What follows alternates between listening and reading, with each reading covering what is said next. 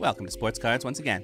This is the first video in a series I hope to do, as long as there's interest among you all, highlighting specific trading card sets that are historically significant. In the first video of this type here, I have chosen to focus on the 1948 Leaf boxing card set. Let's jump right in.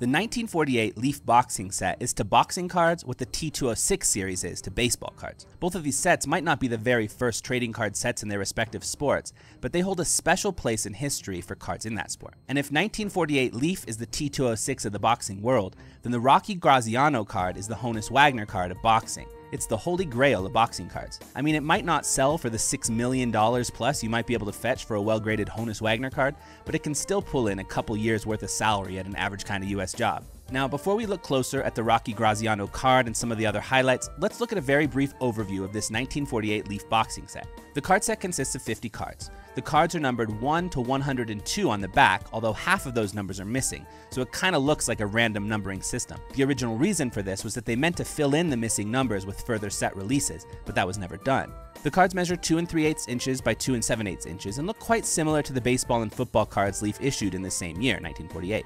The back of the cards have biographical information and vitals, as well as interesting trivia information about the boxers. You can find variations of the card printed on both white cardboard stock and gray cardboard stock. Most likely, the set was first printed on white, and then due to the popularity of the set, it went through a second printing, but this time it was done on gray cardstock. The value of the two different cardstocks isn't much different. Some of the big names in this set include Jack Dempsey, who was the world heavyweight champion from 1919 to 1926, James Jeffries, Tony Zale, and 3 boxers we'll spend a bit more time on with this video: Rocky Graziano, Jack Johnson, and Joe Louis. At the time of the release of 1948 Leaf, boxing was hugely popular in the US. In fact, next to perhaps only baseball, boxing was the most popular sport in America at the time, more so than football or basketball. In addition to this popularity, after World War II, sports in general became a much bigger business than they had been previously. In fact, it was during this time that even a lot of rules created for different sports were done so as to enhance the entertainment value of the sport. Sports were becoming a big part of the entertainment business. And with the invention and gradual common household ownership of the hot new invention, the television, the celebrity and wealth of being a professional athlete really were becoming a major thing. It's interesting to note here that in 1946 there were just 6,000 televisions in people's homes, but by 1951 there were 12 million of them. So some of these boxing names and boxing faces were really becoming much more well known at the time, due to boxing's popularity and to the television. This all had an effect on why this 1948 Leaf boxing set is considered to be so iconic. The set contained a handful of names that were extremely popular. Joe Louis, nicknamed the Brown Bomber, was the world heavyweight champion from 1939 until 1949. He defended his title successfully 25 times, which still holds as a boxing record for all weight classes. No boxer has ever held the title of world champion for as long as Louis, or had to defend it so many times. And beyond the ring, Joe Louis was, and is, also an important figure culturally and historically. Joe Louis was extremely popular in the US and is oftentimes considered to be the very first African-American nationwide hero. Growing up during the Great Depression, Joe Louis had it tough as a kid. But in order to keep himself focused on a positive path, Joe would spend time at a local youth rec center, where he learned to love boxing. His mother didn't approve of this at first, trying to convince him to take up playing the violin instead, but Joe would just hide his boxing gloves inside a violin case and head off to the rec center to box. Then, in 1932, at the tender age of 17, Joe made his amateur boxing debut and quickly made a name for himself. By the end of his amateur career, Joe had a record of 50-4, with 43 knockouts. Just 2 years later, at the age of 19, Joe Louis began his professional boxing career. When Joe first became a professional boxer, it was very difficult for him to find any path forward towards being a champion, but not due to a lack of skill or will, but instead due to severe racism. Many white people in the US did not want another black boxing champion. There had been one before, Jack Johnson. And to just say it briefly, the Jim Crow era was not easy on Jack Johnson. As a heavyweight champion from 1908 to 1915, he was in the spotlight. And as a black man married to a white woman during the Jim Crow era, he received more than his fair share of the vitriol and venom from a society where hate for black people was embedded in deep. During his boxing career, Jack Johnson felt the weight of an entire society pushing against him constantly. Renowned American author Jack London called for a great white hope to win the title from Johnson, and from then on, every title challenge match was promoted as the Great White Hope. The New York Times wrote, "If a black man wins, thousands and thousands of his ignorant brothers will misinterpret his victory as justifying claims to much more than mere physical equality with their white neighbors." Almost the entirety of the boxing world was working towards dethroning this man, but he just kept winning and held his title for 7 years, including against the formerly undefeated heavyweight champion James Jeffries, who came out of retirement in 1910 specifically to, in his words, quote, "fight for the sole purpose of proving that a white man is better than a Negro." And Johnson just kept winning. Many black people celebrated jubilantly Johnson's success against Jeffries, but spiteful and hate-filled groups rose up to crush the celebration, and this led to race riots occurring in 50 cities throughout the US, resulting in at least 20 deaths. A film made of the Johnson-Jeffries fight was watched by more people in the US than any film ever made up to that point in history, despite the fact that there was a significant effort made to ban and censor the film. 2 years later, Johnson was arrested for driving with his then girlfriend, future wife, across state lines. After that case fell apart, he was arrested for the exact same charge less than a month later.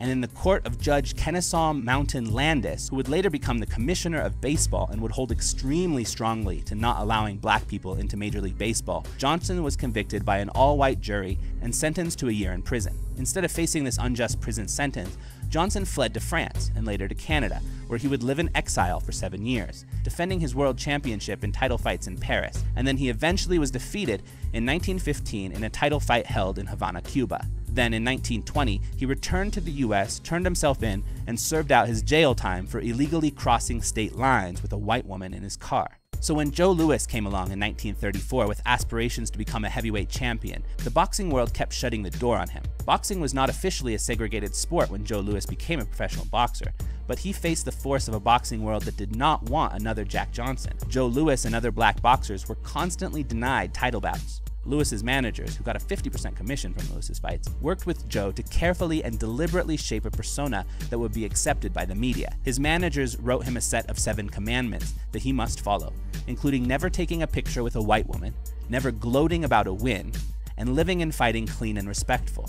As a result of this carefully cultivated image, Louis was portrayed in mostly positive ways in the media, which helped him to gradually become more accepted by a white society that had never accepted any black sports figure before. This doesn't mean he didn't meet extreme racist pushback frequently, but Louis pushed through it and just kept winning. Finally, in 1937, Louis was given the chance to fight in a title fight, and he won. From then until 1949, he held on to the title of World Heavyweight Champion, despite the fact that he had to defend his championship in more title fights than anyone had ever had to do before. During the middle of his heavyweight champion reign, he also enlisted in the Army to fight in World War II. He also facilitated the Army enlistment of another man who would later become a very close friend, Jackie Robinson, who would later go on to break the color barrier in professional baseball. So anyway, yeah, Jack Johnson, who finished his career with a 73-13-10 record, and Joe Louis, who finished his career with a 66-3 record. 2 of the most iconic names in the 1948 Leaf boxing card set. Joe Louis was the heavyweight champion when the set was released, and today his card is considered to be one of the most iconic, most sought, and most valuable of all boxing cards that exist. But it is not the most monetarily valuable card from this set. That one goes to the card of Rocky Graziano. So who was he? Graziano, whose birth name is Thomas Rocco Barbella, was born in Brooklyn and grew up in an Italian enclave in Manhattan's East Village, and he grew up as a street fighter. He could throw punches before he could read or write. He spent much of his younger years in reform school and jail. Then he decided to enter an amateur boxing tournament. He won. He sold his gold medal from that for $15 and decided to take on boxing as a way to make some money, and thus begins his amateur boxing career. 2 weeks later, he's arrested for stealing. After he was released from prison 6 months later, he went back to boxing. A couple of weeks later, he was arrested for parole violation and sent to reform school. Then he started a minor riot at his reform school and was sent to Rikers Island. After he was finally released from jail this time around, he enlisted in the Army, but then he punched his captain and went AWOL. After escaping from Fort Dirk, he went back to start his boxing career again, this time using the name Rocky Graziano so he wouldn't be found by the military he had fled from. He won his first few fights and started to gain some popularity. Then the military found him. He fled again. A week later, he turned himself in and was court-martialed and dishonorably discharged from the military, but was soon thereafter pardoned and asked to box under the Army's name. And then his professional boxing career finally begins shortly after this turbulent start. Graziano had tons of boxing talent as a professional, but never had the self-discipline or interest to really go deep into the training regimen, but still managed to have one of the fiercest knockout punches that middleweight boxing has ever seen. He managed to become the middleweight champion in 1947, but he only held it for 1 year and lost it to Tony Zale, the same fighter he had won it from a year prior. He finished his career with a 67, 10, and 6 record. So he was definitely a good boxer, but not at the Joe Louis elite level. So why is his card considered to be the holy grail of boxing cards? Well, this is almost entirely due to the fact that Rocky Graziano's card is extremely rare, there being only about 10 that are known to exist, 6 of which have been graded by PSA, the highest grade receiving a 6.5. In fact, this card is so rare that set collectors consider the 1948 Leaf boxing set as a complete set if it has all the other 49 cards.